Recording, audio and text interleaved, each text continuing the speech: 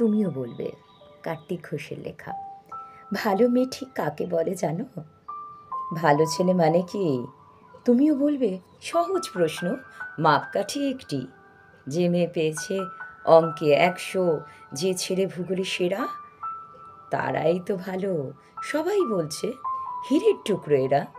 কাগজে ওদের ছবি ছাপা হয়, টিভিতে দেখায় মুখ। ওদের জন্যে আমারও তো ভাই আনন্দে ভরে বুক। তবু কেন জানো?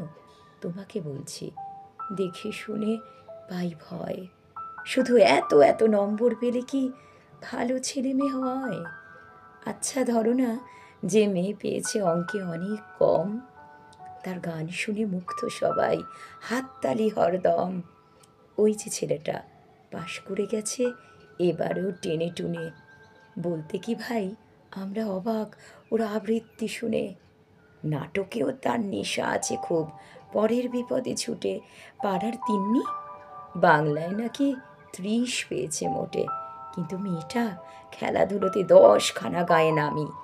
সত্যি বলো তো, তুমিও বলবে ওরা নয় কেউ দামি?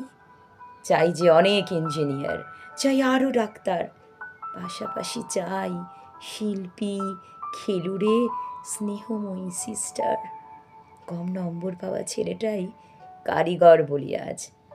দেশটা করতে তার হাতে দেখো কত দরকারি কাজ। পরের দুঃখে কাতর যে মেয়ে মুখটি করেছে কালো।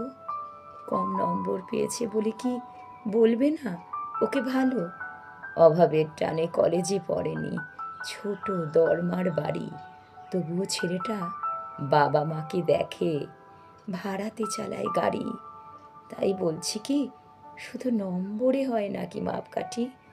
ভালো ছেলে মেয়ে বলতে কি ভাই, মানুষ চাইছি খাঁটি।